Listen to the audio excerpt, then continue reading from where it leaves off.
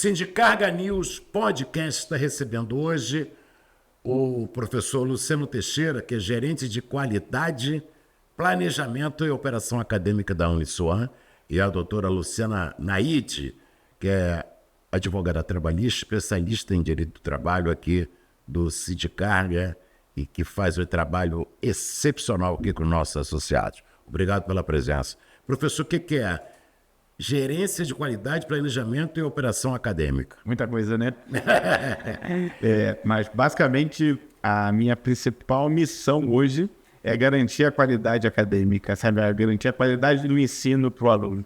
Olhando em várias vertentes, desde a locação, o espaço físico, a experiência, o que eu mais estudo hoje e aplico a experiência do meu cliente, né, do meu aluno lá, para que seja ele no espaço físico, presencial, no espaço virtual, ele tenha a qualidade que o estudo consiga fluir bem, sabe? Vai desde o planejamento até a execução final. Você ouve os alunos? Sim. Por exemplo, o aluno fala assim, a gente está precisando de um espaço aqui que a gente possa lanchar, que a gente possa estudar. A biblioteca está mal iluminada, enfim, você ouve esse tipo de coisa? Toda nós implementamos há cerca de 5 anos o NPS, que nós chamávamos no passado do NPS, hoje é o Índice de Satisfação Espontânea, onde ao final de toda a aula, os alunos eles pontuam qual foi o nível de satisfação dele para aquela aula. 5% dos alunos recebem um comunicado, e aí, como são 20 semanas de aula, eu consigo pegar toda a turma com isso. Mas além disso, todos os alunos ter 24 horas para pontuar. E aí eu montei um time onde avalia semanalmente a satisfação do aluno voltada para a qualidade, para o espaço físico, para tudo que possa influenciar positivamente e negativamente a aula dele. E a partir disso montamos um plano de ação para que aquela queixa ela não se repita. Assim, para mim, o mais importante como trabalho para resolução de problemas, o mais importante é que a insatisfação não se repita por mais de uma semana. Então, semestralmente nós temos mais de 35 mil votos e isso nos ajuda muito, mudou muito o mindset da equipe, da instituição, para olhar de fato para resolver problemas, porque algumas vezes nós tínhamos um perfil de aquela queixa é um ponto negativo, quando não, assim, tá bom, onde temos oportunidades de melhorar. Legal. Professor, doutora Luciana, a senhora faz um trabalho aqui que eu acho que eu qualifico como muito árduo, né? Porque é a questão trabalhista. Né? A questão trabalhista é uma questão séria, né? Não só para o patrão, como para o empregado. A senhora fica entre a cruz e a espada, não é isso? A gente está aqui, eu estou aqui há 15 anos, né? Prestando assessoria jurídica aqui no sindicato.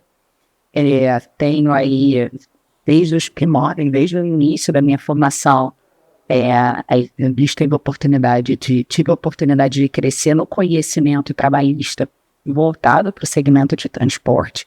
E aí vou puxar um gancho aqui do que o meu xará falou sobre o trabalho de desempenho, sobre esse sentimento de não permitir que erros se repitam.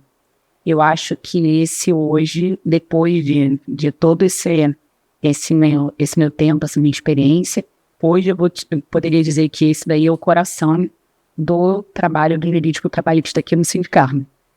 Orientar as empresas, né, prestar uma consultoria de maneira que elas possam não errar de forma repetida. Porque o errar, eu acho que acaba fazendo parte, né? Eu acho que acaba fazendo parte, talvez até de um desconhecimento, né? Talvez até de uma falta de qualificação ou de uma compreensão errada da realidade. Então, os erros, eles estão aí, eventualmente podem acontecer. Mas o nosso trabalho aqui na assessoria das empresas é prestar uma consultoria preventiva, orientativa, de maneira a evitar que as empresas errem 2 vezes, né? Então, melhorar a relação deles com os empregados, aumentar o índice de satisfação do funcionário, porque no final das contas é o coração da empresa, né? Ele é o rótulo da empresa, ele que apresenta a empresa para o mundo exterior, diminuir riscos processuais, riscos trabalhistas, riscos fiscalizatórios. Então, o nosso trabalho aqui, até pelo relacionamento que a gente tem com o laboral, tudo, o contencioso, o conflito, ele é uma consequência natural que a gente acaba tendo que lidar. Mas ele não é o cerne. Eu sou a típica advogada trabalhista que não gosta de processo. A advogada trabalhista que busca evitar o processo. O trabalho nosso aqui, basicamente, é isso. E eu acho que é legal essa nossa proximidade, né? Esse bate-papo nosso com uma instituição de ensino, porque, pelo meu sentimento, que os erros eles são basicamente por desconhecimento mesmo. Então, muitas empresas aqui do nosso setor são empresas de origem familiar, né? Empresas aí que começaram com os pais, às vezes pequenas, dirigindo caminhões, hoje são empresas enormes, e elas foram crescendo ali com o aprendizado do dia a dia, né? Aprende como é que faz na prática e tudo. E eu acho que o mercado ele foi afunilando, né? Ele foi se aperfeiçoando de uma forma que hoje esse vamos ver como é que faz na hora, sei lá, joga aí, na hora a gente vê, não se aplica mais. Hoje a competitividade, hoje os riscos do negócio, a margem do negócio, ela não permite mais esses chutes, né? Então, quando você arrisca muito no setor de transporte, a chance de você errar de forma grave, às vezes não sobreviver, ela é muito alta. Então, é legal essa nossa proximidade aqui com a universidade, com esse conhecimento, e até entender melhor como é que a Uniswap poderia contribuir, né, para esse crescimento de qualificação mesmo das empresas. Isso é uma coisa que você já atuou, às vezes um aprendizado prático também, né, para não ficar maçante não só na teoria, mas na prática, enfim. Hoje o mercado educacional ele exige muito que a formação seja voltada para o mercado. No passado nós formávamos profissionais, sabe? E não necessariamente eles iam atuar. Mas hoje a formação é muito direcionada para o mercado. E cada vez mais as universidades elas buscam informações do mercado para melhorar a sua formação. Por exemplo, há um pouquinho mais de 5 anos, nós implementamos um modelo de ensino que é um modelo de ensino baseado em competência. O que isso muda? No ensino mais tradicional, o que nós temos são os conhecimentos, conteúdos que eles regem a formação. Então, eu selecionava um grupo de conhecimentos e conteúdos, organizava isso no currículo e o aluno começava a estudar. E aí, a partir dali, iam gerar as competências, habilidades e atitudes importantes para esse profissional. Hoje não, hoje é o oposto, né? Nós identificamos quais são as habilidades fundamentais para aquele profissional e é a partir disso, e essas habilidades muito alinhadas com o mercado local, com o mercado atual, sabe?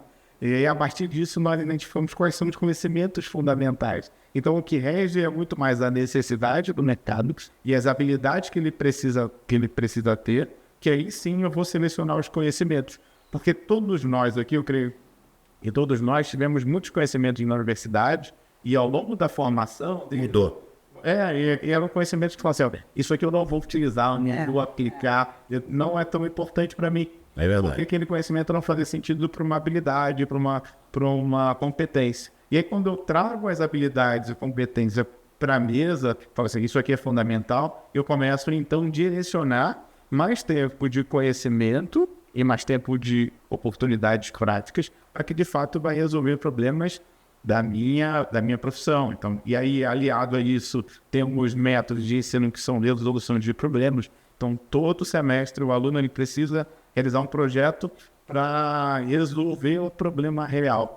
Então, a universidade ela procura sindicatos, empresas, parceiros, professores. Qual é o seu problema hoje? Aí, então, eu consigo resolver esse problema. Então, levamos para a universidade os problemas reais, que aí sim os alunos vão começar a desenvolver a capacidade de... E qual é a receptividade desse aluno em relação a esse trabalho, essa metodologia? É bem disruptiva. Então, num primeiro momento, os alunos eles têm um pouco de espanto, porque o aluno passa a ser mais protagonista, sabe? Não é um aluno passivo. Eu até prefiro chamar, ao invés de aluno, de profissional em formação, sabe? Então, eu preciso ver a transformação desse profissional. Em algumas áreas, isso precisa ser claro, assim, sabe? Para a área da saúde, por exemplo, o aluno ele não só forma, ele precisa se transformar. Sabe? Ele precisa ter uma atitude de um advogado, ele precisa ter uma atitude de um profissional de saúde, atitude de um engenheiro. Então, isso tudo vai de mudança de mindset dele. Então, quanto antes eu já dou responsabilidade, a possibilidade dele resolver problemas que estão acontecendo, isso vai mudando o comportamento dele. O que você acha, Luciano?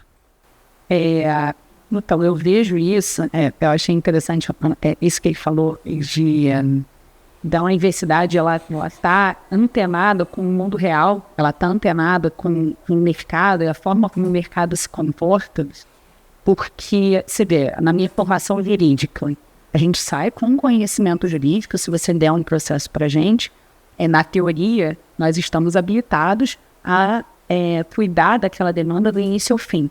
A gente lança escritório, nosso escritório dá super certo, somos ótimos profissionais. Como é que a gente faz essa gestão desse escritório? Como é que eu precifico o meu trabalho? Como é que eu analiso o meu custo? Como é que eu contrato? Qual é a melhor forma de contratação? Qual é o de menor risco? Como é que eu faço um balanceamento desse custo? A parte de gestão do seu trabalho profissional pós-universidade, acho que ninguém faz.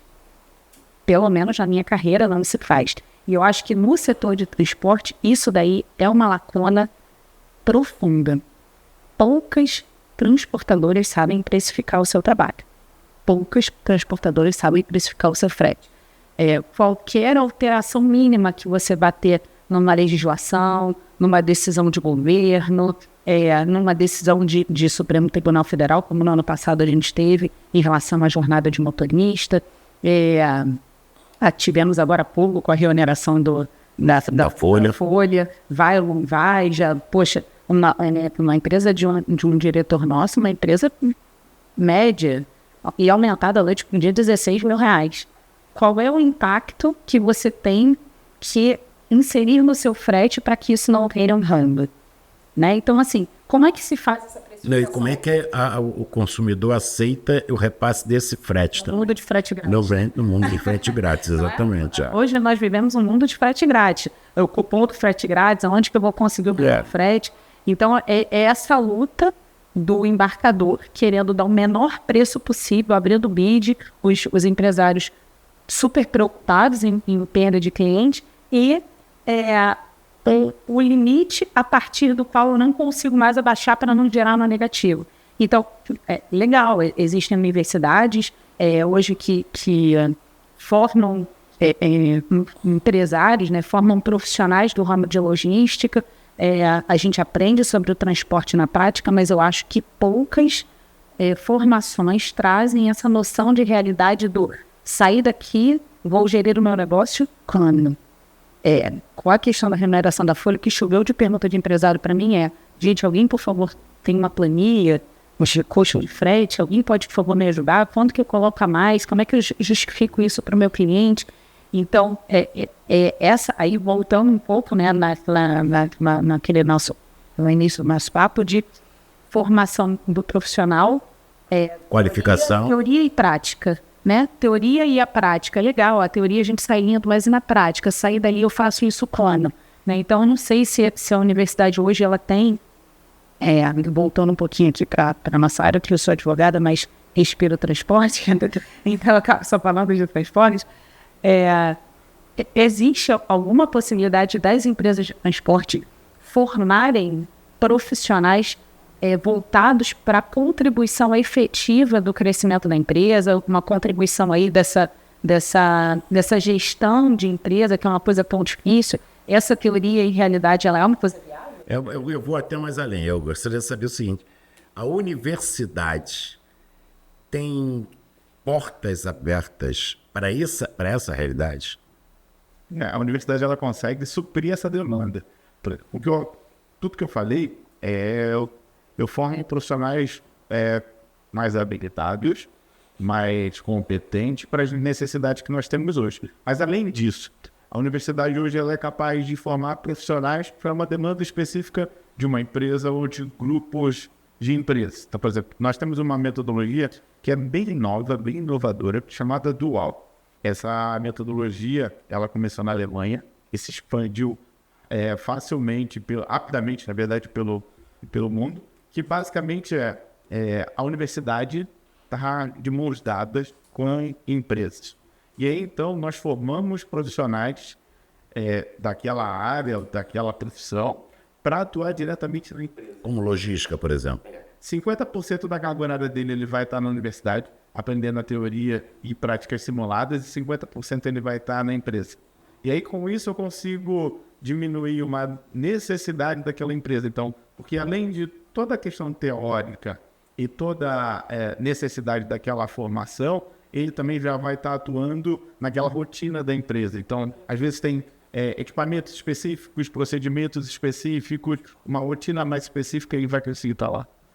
Vem crescendo muito no mercado paralelo às universidades, que nós chamamos de curso de formação para habilitados já. Então, o profissional ele gradua e depois ele vai fazer outros cursos para se habilitar para as atividades. Com isso que nós minimizamos isso. Então, é super possível ter essa formação mais tradicional junto com a necessidade do mercado. Quer dizer, aí vocês, então, adaptam essa necessidade às empresas, é isso? Isso, então conversamos com a empresa, identificamos quais são as necessidades, as oportunidades ali, faz também uma análise regulatória, né? Então, o mercado da educação, às vezes, né, ele é muito claro quanto a carga horária mínima, atividade, então tudo que é regulatório mínimo que eu preciso. Quando isso é mais voltado para a formação de profissionais na graduação, pós-graduação, eu tenho uma rigidez um pouco maior, mas nós fazemos esse match. Quando é formação complementar, a formação adicional, a habilitação, aí temos muito mais possibilidades. O que falta, doutora Luciana, para o direito ser um mito ainda? Que, por exemplo, eu vejo que muitas pessoas, principalmente o direito trabalhista, né? Como é que as pessoas podem ter mais acesso, alunos podem ter mais acesso a esse tipo de formação? Olha, o direito do trabalho ele é um direito muito livre, né? Principalmente aqui no nosso setor de transportes, ele é um direito que muda muito o tempo todo e, por incrível que pareça, ele tem nuances diferentes dentro do setor de transportes a depender do tipo de transporte que a sua empresa efetue. Então, se você vai pegar uma empresa de container, ela vai ter um conhecimento, ela vai ter uma linha de prevenção, ela vai ter orientações que o profissional precisa. Salários diferentes, descanso diferente, período de descanso diferente. E assim, eu acho que orientações preventivas mesmo da própria gestão em relação à sua equipe, de legislações aplicadas, que são diferentes, por exemplo, de quem faz transporte de combustível, e são diferentes de quem faz e-commerce.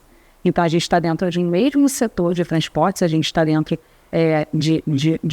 usando uma mesma convenção coletiva, por exemplo, usando profissionais que têm um KINAI idêntico, com aplicações legislativas completamente distintas. Então, para você ver a profundidade em que uma formação, um conhecimento pode chegar quando você se aperfeiçoa, né? Quando você se especializa. Então, é muito difícil que um profissional saia da universidade sabendo de tudo, né? Então, até puxando o que o Luciano falou, a importância da gente unir o que a universidade te traz de conhecimento teórico com aquilo que o mundo real está praticando hoje, né? Porque quando você entra numa determinada área do direito, dentro dessa determinada área, num subsegmento, numa subespecialidade, você começa a se especializar de uma forma que, de fato, vai permitir uma orientação, um conhecimento, né, do seu cliente de forma muito mais completa e de forma muito mais profunda. Luciano, acho que, pelo que eu pude entender, a universidade hoje não é só sentar, abrir o livro e estudar. Eu acho que é preço, prazo, qualidade e atendimento. É isso? Basicamente, o meu propósito é transformar vidas através da educação e gerar mobilidade social, sabe? Esse é o principal papel da universidade. Então, o que nós fazemos com isso, né? Então, não é somente entregar um diploma para um aluno, que no passado isso era super possível, e aí ele teria muitas oportunidades. Então, se eu não formo, mas não transformo esse aluno, ele vai estar no mercado de trabalho somente com um certificado. Então, eu preciso ter atitudes dele, eu preciso proporcionar oportunidades, sabe? Então, é fundamental que eles tenham um setor de carreiras que vai linkar diretamente esse aluno ao mercado. Então, nós temos muitas oportunidades de estágio. No passado, nós vimos estágios serem específicos. Então, um aluno de psicologia vai ter que fazer um estágio em psicologia, mas ele não pode estar numa empresa e, a partir dos conhecimentos de psicologia que ele está tendo, ajudar em outros setores. Então, isso é super importante, porque ele vai desenvolvendo conhecimentos colaterais, que isso é importante, atitudes colaterais, né? Ele tem um ramo para ser muito vertical, o conhecimento dele básico é fundamental, mas ele precisa pensar em outras áreas, que é justamente resolver problemas. Então, o profissional ele precisa conseguir resolver problemas complexos, ele precisa ter informações, conhecimentos sobre áreas de tecnologia, sabe? Ele é de humana, mas ele precisa entender de tecnologia, ele precisa ficar atento. Então, é toda essa transformação que o mercado existe. Então, quando eu vou ao mercado, identifico quais são as necessidades e trago isso para a universidade, é ótimo. Eu gosto muito de dar um exemplo que para mim é fácil de entender. Por exemplo, nos cursos de educação física, não tem lá uma disciplina, um conhecimento chamado CrossFit. Mas quando a gente vai olhar pela rua, o que mais tem são estúdios, boxes de CrossFit. Então, se eu vou formar um profissional que quando tem que sair, ele vai falar, poxa, mas eu nunca vi isso, e a oportunidade está ali.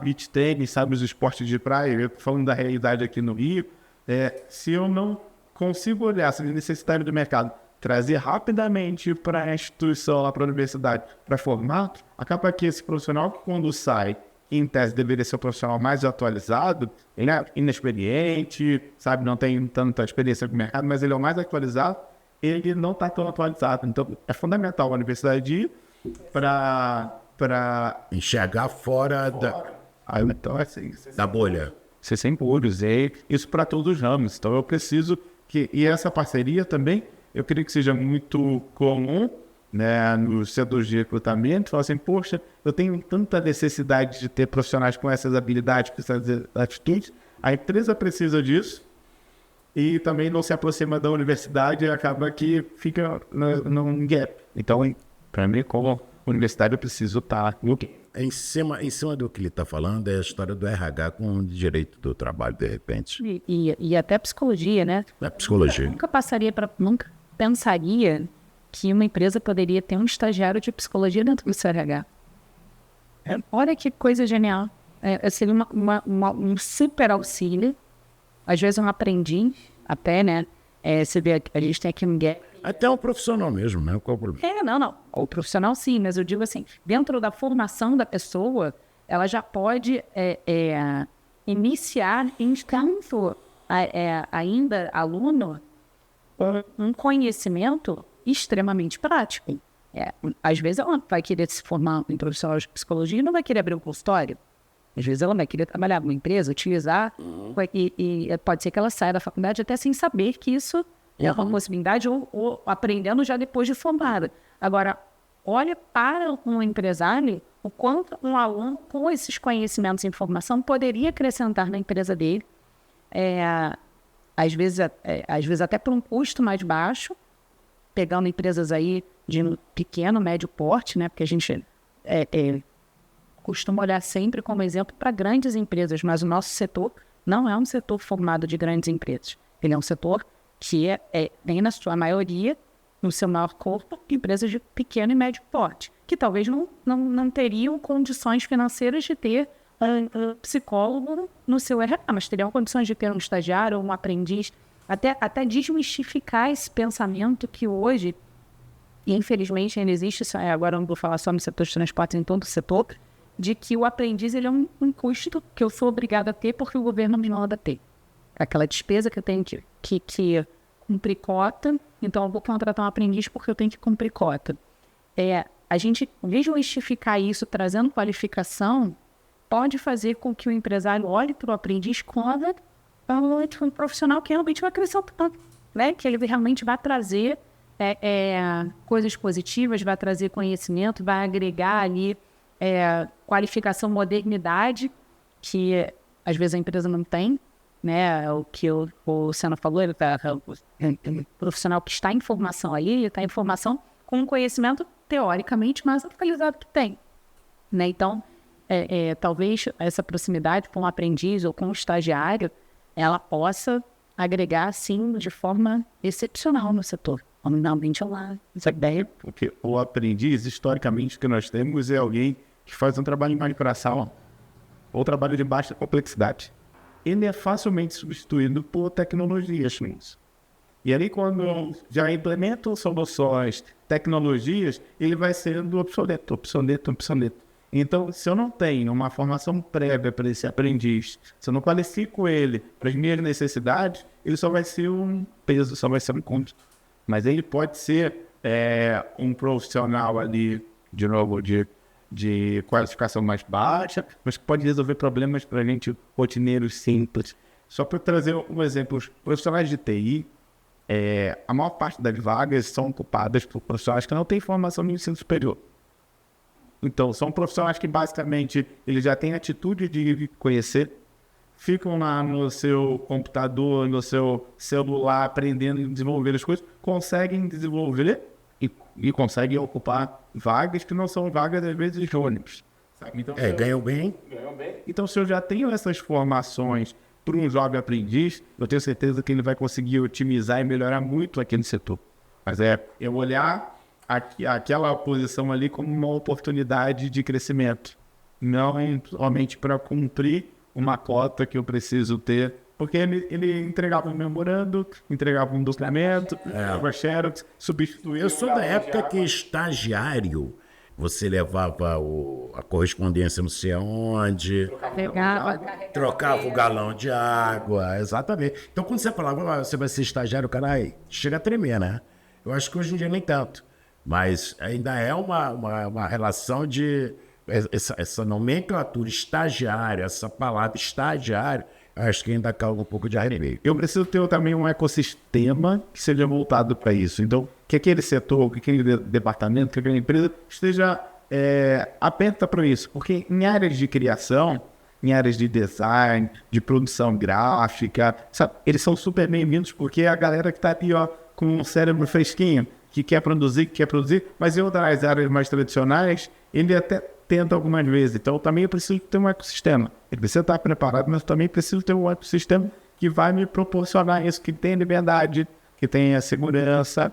Lógico, isso é uma construção, mas que, para mim, nós temos muita oportunidade. Inclusive, por exemplo, na Uniswan também, nós temos lá a formação de jovens aprendizes. Então, nós fazemos isso com linkado ao mercado. Em que área? Em que áreas? Com todas as áreas. Na verdade, o que a gente sempre procura primeiro é entender qual é a demanda, porque grande parte dos jovens aprendizes que nós temos é um grande banco de pessoas lá. As pessoas vão lá e falam assim, eu preciso de 10 jovens aprendizes aqui para a empresa. Então tem filtro mínimo e envia, sabe? Ao invés da gente olhar as habilidades, as competências, as características e enviar alguém que tenha... Na minha época não era jovem aprendiz, era office boy.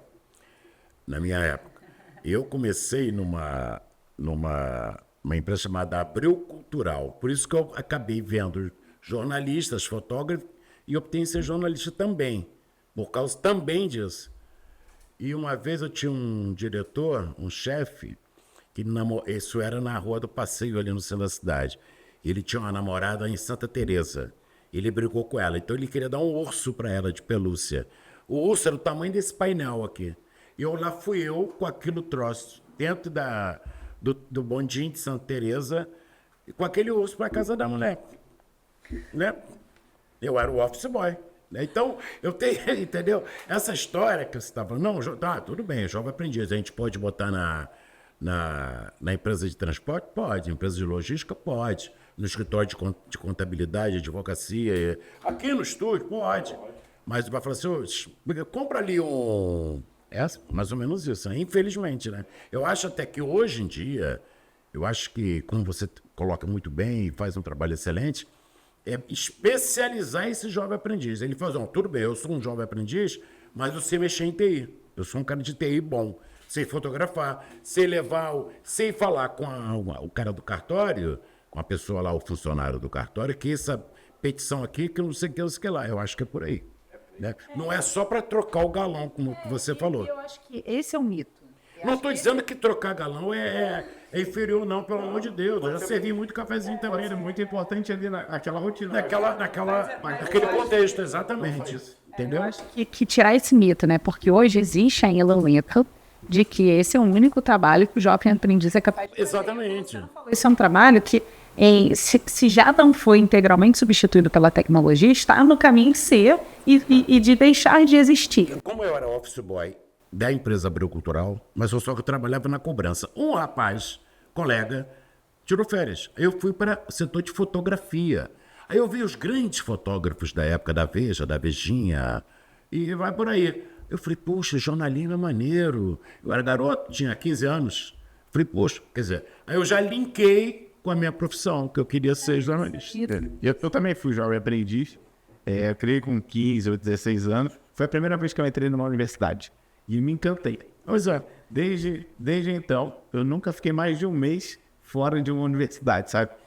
E para mim foi impressionante, porque eu entrei, vi aquele ecossistema e fui trabalhar na pós-graduação, que para mim era, assim, a minha família é muito humilde, de origem muito humilde, então fazer o curso superior já era Um desafio, sabe? Você dá um passo muito além. E quando eu cheguei lá, era um curso de pós-graduação. Eu falei assim, além da graduação, que já era meu sonho, eu ainda tenho uma pós-graduação, sabe? Então, aquilo tudo para mim foi mágico, assim. Andar pelos corredores, eu amo a universidade. Andar pelos corredores de uma universidade, para mim, é sempre muito mágico. E aí, nesse sentido, que começou a desenvolver também as atividades. Eu estava ali, no primeiro mês, eu estava numa mesa sentado, tinha algumas coisas para fazer, levar documentos para cima e para baixo, mas tinha um computador ali que ninguém queria usar, que já estava velho. Eu consigo ajudar com mais coisas. Exatamente. Realmente o aprendiz, ele é uma oportunidade que uma pessoa jovem tem de conhecer o mercado, ver onde ela se encanta. Mudar a visão dela. Exato. Realmente é um conhecimento que você passa a ter numa idade muito jovem. Eu acho que tirar esse mito e pensar no aprendiz como uma pessoa capaz de agregar, né, capaz de acrescentar coisas além do braçal, eu acho que pode ser uma tendência. Né? Uma tendência de pensamento de que aprendizagem não é só cumprimento de cota. Que hoje, infelizmente, diria aí que é o pensamento da maior parte dos empresários. É uma despesa que eu tenho, porque eu sou obrigada por lei, então vamos colocar aí no ADM para separar documento e espera passar o tempo e entra próximo. Eu acho que trazer qualificação, trazer especialidade, né, do aprendiz dentro da tua área, às vezes nem de forma específica, não precisa nem ser um aprendiz de logística, é o que você falou, pode ser um aprendiz de TI, pode ser um aprendiz de psicologia, por exemplo, em outras áreas. Sim, como eu fui, exato, um aprendiz de... Quando eu estava no segundo período, eu já queria trabalhar na área. Eu tive a sorte de ter um professor que trabalhava em uma rádio. Ele era redator de uma rádio, Rádio Globo. E me contou que ia ter um curso para ser locutor. Eu falei, eu vou. E eu estudava na Gama Filho. Eu andei muito de trem, cara, impressionante. Eu ia de trem até a Central, depois ia para a Glória ali na Rádio Globo e fazia um curso. Dos 60, 20 seriam selecionados. Desses 25 seriam contratados. E eu fui contratado. Eu fui passando as etapas. Mas o começo foi muito difícil. Você cobra... o cara não trabalhava de meia-noite às 6 da manhã. E fazia a faculdade de manhã. Aí o cara falava assim, 15 para as 6. Ele falou assim, o cara que te rende às 6 não vem, tá com dor de barriga. Aí tu fica até às 10. Ou seja, começou a falar em microfone meia-noite e até às 10, 9 da manhã. Né? Mas eu tive a chance de ver grandes radialistas, grandes locutores, Dirceu Rabelo da Globo, eu trabalhei com ele, né? Eu trabalhei com o Valdir Vieira, trabalhei com... Enfim, o Haroldo de Andrade, eu vi os grandes ídolos. E eu fui me empolgando cada dia mais, cada vez mais. Aí quando eu me formei, não deixei de estudar. Era difícil. Nossa, trabalhava de meia-noite às 6, ia para a faculdade. Para minha vida, para eu descansar meio-dia. Eu troquei a noite pelo dia, né? Mas não parei. Quando eu tive a chance de ser jornalista, eu agarrei com tudo. Eu acho que é isso que tem que ter no garoto que quer ser advogado, que quer ser psicólogo, que quer ser operador logístico, que quer ser um operador de guindaste, que foi o que o Aires falou um dia desse aqui na nosso bate-papo. Tem guindaste que, no mínimo, o mais barato custa 3 milhões. Um caminhão custa 1 milhão. Que, como ele falou, 600 mil custa mais que um apartamento. E às vezes não é nem só o que ele quer ser, o que ele não quer ser também. O que ele também não quer ser. Ele entra numa área que ele fala, putz, nada disso que eu queria, nossa, horrível. Então, assim, eu acho que é um conhecimento que vai permitir ao profissional não descobrir isso lá na frente. Quando ele está formado. Que aí vai ter que fazer um outro curso. Né? Eu acho que é por aí esse caminho, não, Luciano? Perfeito. E pensar também para o nosso profissional, que já está lá. Como a Luciana falou que o perfil é um perfil muito de empresas mais familiares, né? Essas empresas familiares elas também têm um perfil das pessoas serem promovidas por tempo, assim, sabe? Vai ficando lá por tempo. E esses profissionais eles também precisam ter claramente uma estratégia de carreira. De reciclagem, de aprimoramento, sabe? As universidades também promovem muito isso, seja com cursos curtos, onde vai sanar uma necessidade dele, seja com cursos de pós-graduação. Então ele vai estar lá, vai agora dizer, ó, eu estou aqui nessa nova posição, e agora? Quais são as minhas necessidades? Então vai fazer cursos de pós-graduação, por exemplo, porque a pós-graduação no passado eram pós-graduações, cursos mais longos, de 2 anos, 2 anos e meio. Agora nós temos formações de 1 ano. E aí então ele consegue suprir uma necessidade dele, bem específica, depois ele volta para estudar de novo. Nós usamos muito um termo chamado lifelong learning, que é basicamente estudo para a vida inteira.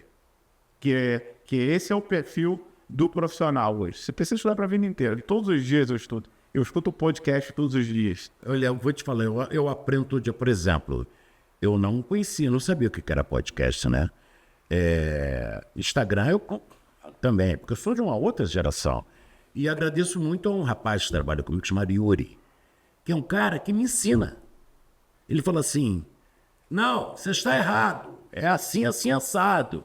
Falei, pô, legal, cara. Porque eu tenho conteúdo.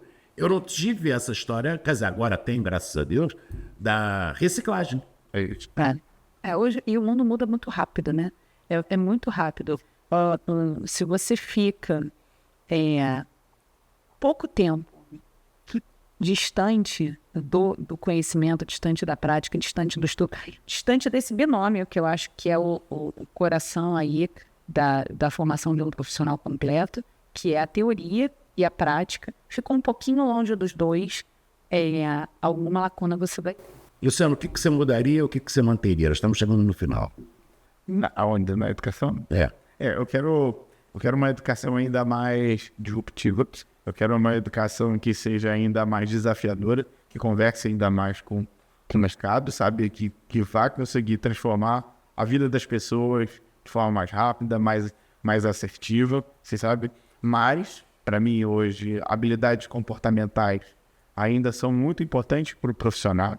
O profissional que começar, ele não vai ter a infraestrutura que ele sonhou, que ele, às vezes, fez no estágio lá. Então, é difícil, vai começar com muita dificuldade mesmo, mas já está ali a capacidade dele de reinventar, propor melhoria. É uma mudança de mindset mesmo, falar assim, ir atrás do trabalho, sabe, resolver problemas. É isso que, quando alguém contrata um profissional, quer quem resolva problemas, né? Não simplesmente ficar ali fazendo a atividade do dia a dia, sabe? Que ele esteja antenado, que principalmente, para mim, hoje é um ponto importante, faça conexões, sabe? A universidade que ela promove é um ensino bem direcionado, bem estruturado e tudo mais, mas a capacidade de conexão dele, de ir para fora, ter uma postura mais ativa. Luciano. eu acho que o grande desafio é essa dualidade, né? A manutenção do profissional teórico, com conhecimento teórico mais atualizado, conhecedor da prática, sabedor dos desafios que a gente tem aí hoje no dia a dia, no mercado. Uma coisa que a gente observa muito são pessoas que chegam com teorias que, nossa, não se aplicam em absolutamente nada, né? Você vê que é uma pessoa que está totalmente fora ali da realidade, pessoas que não acompanham aí a realidade. Então, esse profissional que vem para a gente com conhecimento teórico e noção da prática, sem dúvida nenhuma, é o profissional mais completo. De que forma que a gente alcança isso? Estudando sempre, estando próximo daquele que é o nosso cliente final, que é o nosso produto final. No nosso caso aqui, são as empresas de transporte, né? Ouvir o empresário, ouvir a realidade, ouvir a necessidade, tentar transformar isso a partir do seu conhecimento, melhorar a vida das pessoas, melhorar a forma de trabalho, usar o seu conhecimento também para engrandecer aquele que contrata você para aquilo. Então, acho que hoje, principalmente na minha área, um profissional que é um profissional de conflito, um profissional que é aquele cara que pensa no processo, que só pensa no quanto mais ações eu tenho, melhor, eu vejo ele como um profissional desatualizado em termos do que é o coração do seu trabalho. A gente, como advogado, de novo, o processo é consequência. A gente, como advogado, o coração do nosso trabalho tem que ser orientativo, tem que ser de melhora de vida daquela empresa, daquele trabalhador, daquele cenário, de que forma a gente pode contribuir para aquele crescimento. Então, isso daí passa por diminuição até de processo, né? Então, a partir do momento em que você insere isso dentro da sua realidade, você insere isso dentro do seu trabalho, você faz com que seu cliente tenha menos risco, faz com que ele tenha menos processos, você vai engrandecendo o seu trabalho em termos de orientação, de consultoria, de melhoria de vida, melhoria de trabalho para todo mundo. Então, eu acho que esse seria o sentimento do ideal aí, que eu acho que é o que a gente segue buscando aqui no nosso trabalho. Luciano, obrigado, professor. Foi um prazer recebê-lo aqui. Volte sempre. Obrigado, Luciana. Obrigada, foi um prazer. Até a próxima.